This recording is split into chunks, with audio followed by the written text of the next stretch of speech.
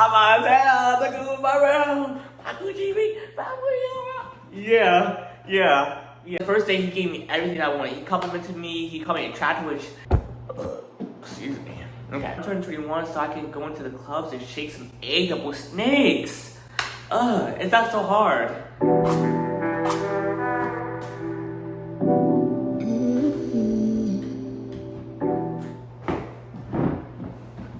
Hi everyone, sit down and get comfortable, lay in your bed, cuddle up with some snacks, some drinks, with your bae, your friends, whoever, and come sit down, relax. We hit 200 subscribers!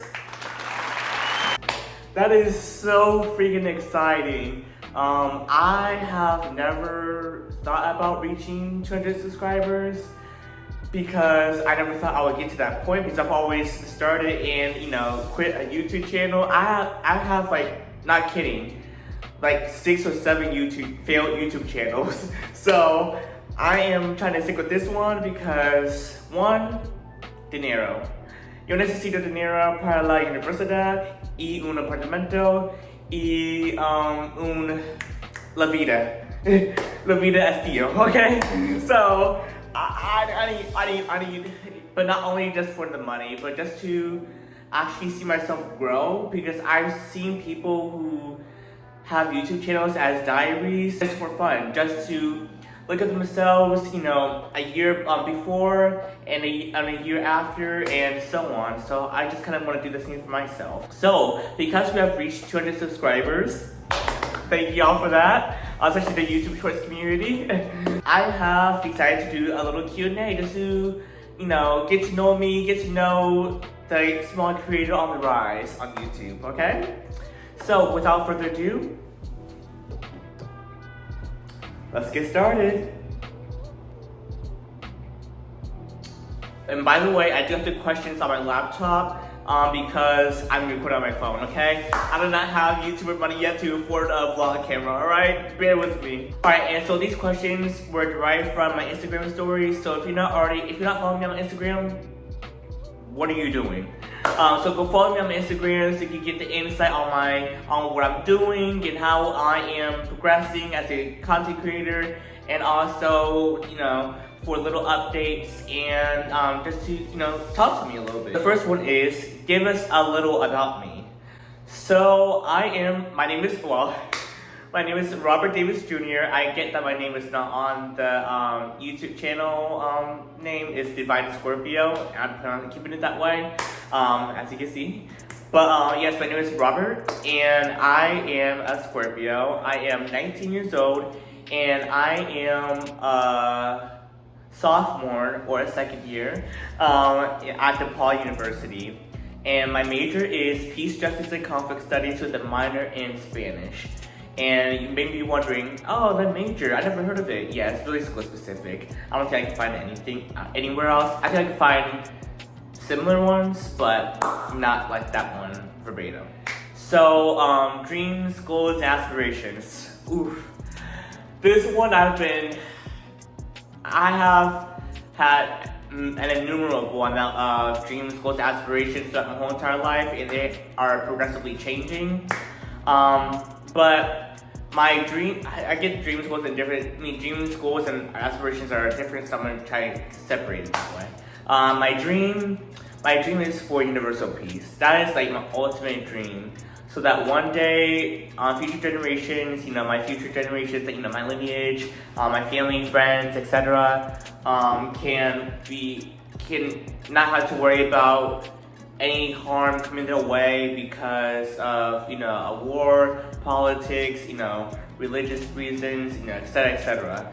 So I would really love to live in a world or have people in the future live in a world where we are together and not separate.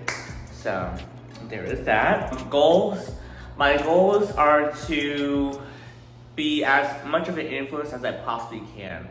I want to be that person that gets like a holiday named after them because of how influential they are. Not just because of like the holiday, but because people who usually get holidays named after themselves are typically people who have had a substantial impact on society, where society is progressively, positively, changing for the better and not for the worse. And aspirations, I feel like goals and aspirations are kind of the same thing. But I would just love to do politics. Well, not love to, but I want to dive into politics and ethics and like philosophy and really educate myself like as a human being, because I like to think I am, progressive and enlightened, but I know that I'm at the bare minimum of progressive and enlightenment because of my background. And I would just love to be that person that everybody loves to be around, because I am who I am, and I can acknowledge others' differences and changes around the world without like critiquing or criticizing others, and doing the whole nine, etc., etc. Okay, party life. So at DePaul, there is party life, but it's not the greatest, and plus it's a PWI, so there's hardly any black music or like any music to like twerk. It's a lot of rap music and like white girl music. As best as I can put it. And y'all know what I'm talking about. So the party scene at the school itself, it's not that great. But like off campus, it definitely is like, up there. I wouldn't say it's like the best, but it's definitely, not the worst. And I have been to like a few clubs, a few parties, like get-togethers. So I have to think about that for 1 second. But overall, I would give like the party scene at my school like a 4. But in Chicago, I give it about a 7. But here's the thing though. There are not a lot of 18 and up clubs here in Chicago. You think so, but there aren't. And so you need like a fake in order to get in. I'm like, I don't have one. So I have to like, hey B-words, subscribe, please and thanks, PSA from management. Not be able to go to like the lit clubs and stuff because I'm not 21. And I'm not like, wanting to like turn 21 for like drugs or alcohol. I'm turning 21 so I can go into the clubs and shake some egg up with snakes. It's not so hard. Anywho. Okay, next question. College life. College life has been stressful to say the least. At my school, people are really, really introverted, but yet still have relationships, which I do not get what's a freaking ever. But that's besides the point. College life at my school, I would give like a 3 or 4. It's not the greatest, especially if you're a black person.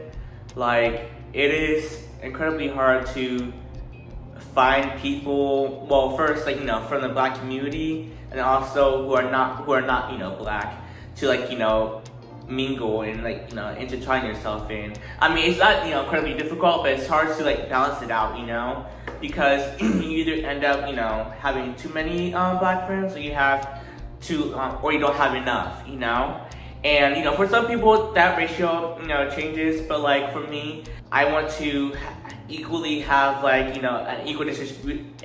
So I started so freaking much. Sorry for that. But what I mean to say is that I do not want there to be, for me, an imbalance of community. I do not want to just stick to one community. I want to be immersed with every single community, just so that I can educate myself on topics that I don't relate to, don't necessarily know about. I want to know about it, and I will also just love to be able to connect with people instead of just primarily sticking with one community. Now, that one community may be great and all, but however, I do not want to become like stagnant and just move linearly. I want to move exponentially. I want to be able to have growth. I want to evolve. I'm not saying you can't evolve with just one community, but for me, I feel like I need to evolve by intermingling with every other community, just so that I can become well-rounded. Now back to the regularly scheduled programming. So, college life overall is no bueno, especially with like the small class sizes and how the school is set up. And a quarter system. Oh my gosh, do not go to a school with a quarter system because you will be so freaking rushed. Like you could be in week 1 and then you blink and then you're in week 9 getting prepared for finals. I hate the quarter system so much. So if you want, a slower pace, want to be able to actually retain the information that is that you're receiving through a semester system college, please look into your college's academics and how they roll with that, because you may not think it's a big difference. You may think, well, this is my dream school. I'm gonna have to make it work. It's not your dream school if you have to make it work. It's your dream school if you don't have to make it work and it's the perfect environment for you. So there's that. Next question. I kind of already answered this, but being black at a PWI. Being black at PWI is super tough, especially if you look like me. Oh wait, by the way, I am bisexual and androgynous. So bisexual meaning like both men and women, but I like borderline like pansexual. I kind of don't care who I am with, just as long as they are making me a better person and contribute positivity more than negativity in my life. Also, I'm androgynous. So androgyny for me, I know it goes with like looks, like both masculine and feminine, which I do believe I'm androgynous because I not only have people tell me that I am androgynous or have said things that appear that I am androgynous, but I view androgyny as more of like a personality thing. Like I both have masculine and feminine like qualities that I like exude more than I guess than like the average person or something that I tap into more. So I mean everybody has like different masculine and feminine qualities, but like I have definitely like I don't know. Let's just skip furthermore. Please and thanks. So being a part of the LGBTQ plus community and also being black at my school, it's not the greatest. I have definitely experienced some racism, not much homophobia, or like I receive stares, but that'll be about the most in regards to homophobia. Chicago is pretty good with that, or really lax with that. Especially not especially my school, but my school is pretty relaxed with that. But it's tough making friends because you don't know how people will react to you, and it's also tough just seeing that there are people who are more fair-skinned than you, who have a better quality of life at the same school that you do, just because of their physical appearance and like their fairer skin. So it's definitely tough having that realization. But it's also really great to be black at PWI because that just makes the black community or whatever community that you're in really tight knit, because you we got us, we got us, like we got this, and we can stick together, try to help each other out, and provide as much guidance and support as we can give to each other. So I have definitely experienced that, hence why I am one of the directors of the BSU. So just facilitating that type of safe space for people of your own is really unique, and it's an experience that you will never want to ever forget. Okay, so relationship status / love life. Ooh, this is a big one. Let me take a sip of water real quick. So, relationship status and love life. I'm single. Just to put that out there, I'm single, and I'm accepting boyfriend applications. And also girlfriend applications, who knows? We shall see, but mainly boyfriend. So my love life has been pretty strained for the past 6 years. The last relationship I was in was in middle school, was back in 7th grade with a girl. I was 13. So I'm 19 now and I've not been in a relationship since. So it has been it's been a steady decline. And I've never been in a relationship with a man. That's why I'm kind of more focused on being in a relationship with a man, because I've never been in one. I want to be able to have like the best of both, not best of both worlds, but like be able to see who I am while seeing who I was in a relationship with a woman. But I want to see who I am in a relationship with another man. And so that's why I'm kind of set on having a boyfriend, because I really want one. I just want to see how it's like, and see if this brings me joy, positivity, and you smell that? Your coochie stink. Go ahead and subscribe for me and log off. Bye. Etc. Etc. So I've had no luck. I just deleted Hinge because Hinge for me does not work, because I do not get matches, and nor do I get likes either. Like, the likes are like 0. I'm like, how are their likes 0? Be so freaking for real. And I'm like rizzing up these guys and stuff on like the comments, and no responses. And I'm like, dang. So I deleted Hinge because I don't think it's, I want it to be for me, but Hinge does not want me. So I'm like, hey, let me just move. So I moved to like Tinder and Bumble. I've had more success with them, but I haven't really found the people that I really actually want to date on there. So there's that. And for the first time in like 6 years, I've had a talking stage just recently on Bumble. So thank you, Bumble. But also, can y'all just make sure the people that are on my screen are actually my type, because I'm not seeing my type on there. So let's rehab that. But yeah, my first talking stage, it lasted like almost like a week, like 5 days, 5-6 days, and it was interesting to say the least. We like ended it and like started it. It was like an on and off type thing. I was like, dang. And like 5-6 days in the talking stage, it just like the first day he gave me everything I wanted. He complimented me. He called me attractive, which I don't receive a lot from people, especially men. And so I was like, my gosh, like he boosted my serotonin. But after like the first day, he wasn't as engaged as he was. And I told him I like initiative, and he got that, but he just didn't, give that. And he was just going through some mental and emotional things. And he was like, yeah, you just caught me in a bad time. I'm like, how did I get you at a bad time? Well, I understood, but I was also like, you responded to me. Well, I texted him first, and then he responded back to me. Like, don't respond back to me if you're not able to mentally and physically and emotionally be able to be in a relationship, So, I don't know. But I had my first talking stage, and I talked to more guys after that, but not like talking stages, more like one day type things, because these guys on Tinder, no bueno. But relationship and love life at school, definitely a no.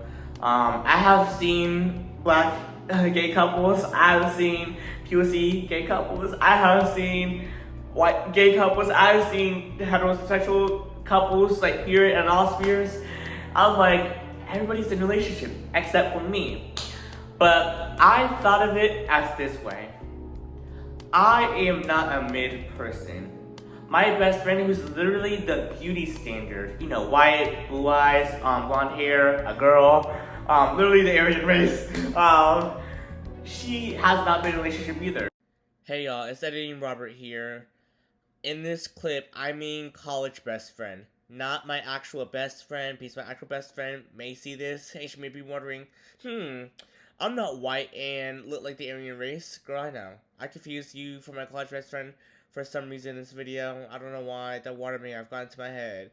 But I mean my college best friend when referencing, the Aryan race and, being white, blue eyes, all that stuff. Alright, let's move on. And so I'm like, we're both hotties. Not to say other people are not attractive at the school. I'm just saying that they're mid, with personality and stuff. Because a lot of these are like film majors, and film majors, love to mix with film majors. And I'm like, okay. we got it. Anywho, I'm like, if her and I are not getting guys, and my other friend who just got out of a relationship is not getting guys, what is up, you know?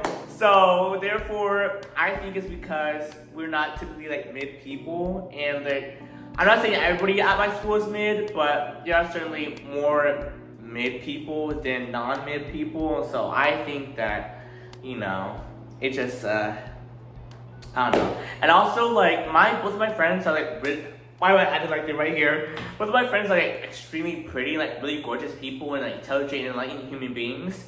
And so I just think that people find them intimidating, even though, like, you know, they don't have like intimidating face or anything. But I think it's just really intimidating to be with someone who, you know, is really like high up there with like the enlightenment and like, you know, with the confidence and self-security. So there's that. All right. So next question. I gotta move this along, y'all. I run out of storage. What's it like moving from my hometown to Chicago? So, it's been challenging because I did not move from just Pennsylvania to Chicago. It was from Pennsylvania to Ohio to Chicago. So we moved at the very end of July to like early August, and then you know, they live there now. And for a month, because my school's on a quarter system, we started in September instead of August. And so I was there for a month, and then I moved to Chicago. And moving has been stressful. I do not recommend moving as like a bonding exercise or anything like that, because moving will test your limits with anyone. The person that you love the most, the person that you care about the most, will get on your freaking last nerve. You want to push them in front of a semi truck, or what are them, a semi-wheeler, I don't know what those, an 18-wheeler, one of those big trucks, because they'll piss you off. So it's been stressful. And then because I moved into my own apartment, not my own, I have a roommate, but since I, you know, am on a lease and, you know, live in Chicago now, instead of like, you know, on my family friend's couch, it's been stressful because I had to do it by myself, like the initial moving by myself. I had my family come down to help me like move in like more of my things. But like the initial move was actually kind of scary because I was like, I'm doing this up by myself and I am kind of alone in this big city. I mean, technically I do have friends here, but like we're not like, you know, friends to the point where we're like making plans and getting together a lot and etc. Because, you know, we all got our own jobs now and the city does not, you know, wait for anyone. So moving was definitely stressful, but it's been a learning opportunity for me because now I know what I should do and how much I should save so that I don't have to move everything out myself and I can hire a moving company and then get a moving truck because y'all, it's a lot.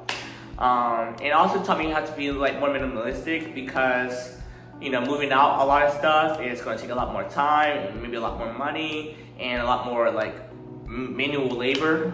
And so it just taught me that I should, you know, do things periodically instead of like all at once.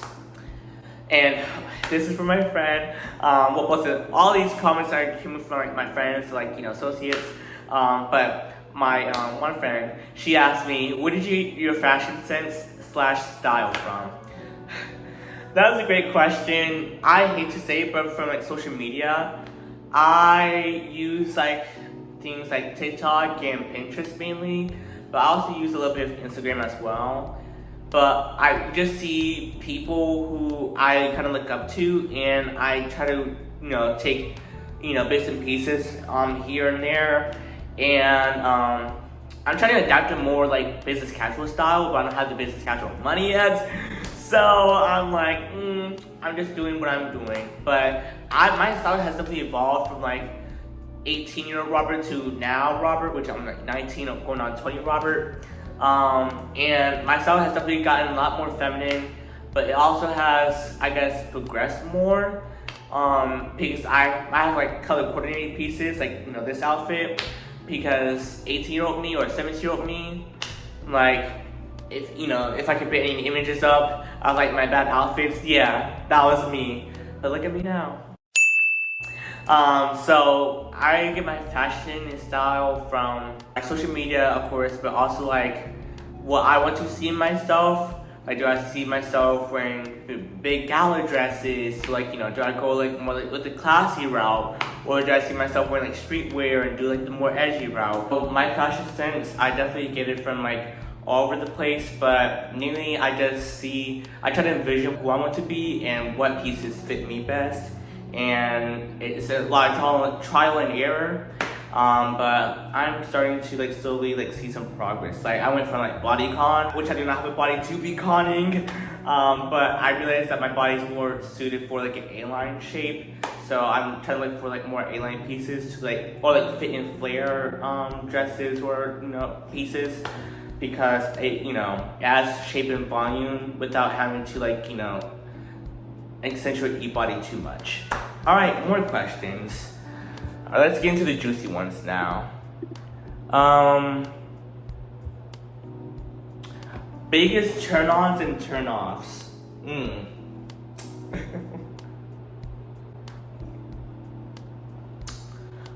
Biggest turn-ons would be initiative and good hygiene. Those are like my three. Hygiene, initiative, and good communication. If you got all those three, shoot. I'm on hell, look at my room. Yeah. So if you got all those three qualities, shoot. Hey, how you doing? Because first of all, initiative, self-explanatory. I like someone who likes to take charge, but not, it's not too in charge, but like who can plan dates and like have spontaneity with them. And then also has the energy and somewhat finances to like plan things and just initiate things. Actually, like say good morning, good night, text me. That runs into good communication. I love someone who is able to talk to me and wants to get to know me, is enthralled with me, and wants to know everything about me because they're so infatuated with me. That's what I want. So that runs with good communication, and also good hygiene. I have a very sensitive nose. I can smell someone's BO from like a mile away. So therefore, if you stink or you don't brush your teeth or you don't take care of yourself that well, what makes you think that I want someone who doesn't really necessarily take care of themselves to help be in a relationship with me and take care of me? I'm not saying like there's obviously circumstances where someone can't necessarily take care of themselves due to certain reasons. That is fine, but I don't think you should get into a relationship if you're not able to take care of yourself first. Because if you can't take care of yourself first, you're not going to be able to take care of your partner after you. So therefore, I need someone who's like able to take care of themselves. And of course, obviously, you're not going to smell the best 24/7 because if you go to the gym or it's a hot day or etc. That's fine. There's obviously points where you can have bad hygiene and you cannot, but it shouldn't be a 24/7 type thing, So that's my turn-ons, and my turn-offs are bad hygiene, as I just stated, and people who are not patient. Because TMI, not TMI. It's not TMI. I'm a virgin, and I don't have sex. So not just because I don't want to. It's because I want to wait for the right person. Not like necessarily a marriage, but I do want to wait I want to do it to be in a relationship with someone that I'm in love with and that's in love with me. So then we can so that I can lose my virginity to them, or lose my virginity, whatever. If whoever I lose my virginity to is not a virgin, that's fine. Let's get tested though. But it's just I want to be able to trust someone because I have bad trust issues. So therefore, I want to be able to trust them and make sure I feel secure with them because I do have body dysmorphia and gender dysphoria. So therefore, I do want to make sure that I'm safe with them. So that's why I'm kind of trying to wait and be in a relationship with someone first. But after like, you know, first relationship and stuff, then I'm like, I'm out of town, look at my round, my booty all round. Yes. So, yeah, possibly, but who knows? Oh, sir. Close that mouth. Please, why is my room filling up with your hot breath? Close your mouth and subscribe. Please and thanks, management. Another question. What was the last turning point in your life? Ooh. The last turning point in my life was just recently. I had a mental breakdown. Trigger warning, mental health, maybe self-harm, I don't know. But I had a mental breakdown kind of like 3 times. And if you know me, I don't cry. Well, my family knows I cry, but like recently, like since like turning 18, I have yet to cry that much. I only cried like I only cried twice since turning 18, and I'm almost 20. Like nearly 2 years, I only cried twice. I know I said I cried 3 times, but that was like in like one day. Like that was like one after the other. So I call that, you know, I jumbled that into one. But last turning point was like, I don't know who I am, and I really need to define myself, but I also need to work hard to get to a point where I can be financially stable, live the soft life, live the life that I want, because I'm not necessarily living it. Even though it may look like it, I have a horrible job that I do not like whatsoever. I, have people in my life that just don't contribute much to me, regarding like energy and positivity and support. And I'm not living in the city that I want to be in right now. I just feel like Chicago's not for me at this point. And I'm also at my backup school. So, there are things that didn't necessarily go well for me or not going well for me. And I'm just like, and it may be backup school for me, but it may not be backup school for you. And that is perfectly okay. Not judging, anybody that goes to my school or anything like that. But personally for me, it's just not the school that, I feel like best represents me. And so that was a turning point, and I'm trying to work my YouTube channel, work myself and my mental health and all that stuff, trying to get my affairs in order so that I can be able to live the life that I want and be who I am. I don't know how I'm gonna necessarily do that, but right now I'm trying to start with being financially stable. So that's what we're doing now. Alright everyone, that was it for the 200 subscribers special Q&A. I greatly appreciate every single one of you. Even though we have I think 221 of you so far. I appreciate every single one of you from the bottom of my heart. Actually engaging with you in the comments is actually giving me a lot of serotonin, because I'm like, dang, these people actually connected with me and actually appreciate me. I receive a couple comments. I'm gonna make sure I post them here. I'm like, oh my freaking goodness, that is so lighthearted and so freaking sweet. I really appreciate every single one of you. So, because I love interacting with y'all so much in the comments, I want to hear you guys' answers and thoughts. So, here's the question.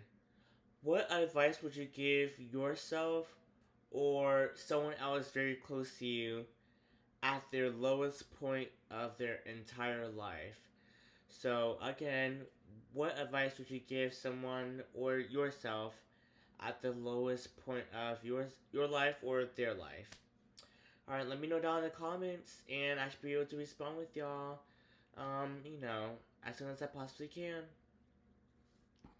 I really appreciate every single one of you, and I wish you the best of luck. And my social medias are, right here. It should be in the link in the bio, or link in the description down below. And please do not forget to like, comment, share, and subscribe. And most importantly, I hope you enjoyed this video and it brought you as much serotonin and closeness as it did with me. So thank you guys so much, and peace on earth.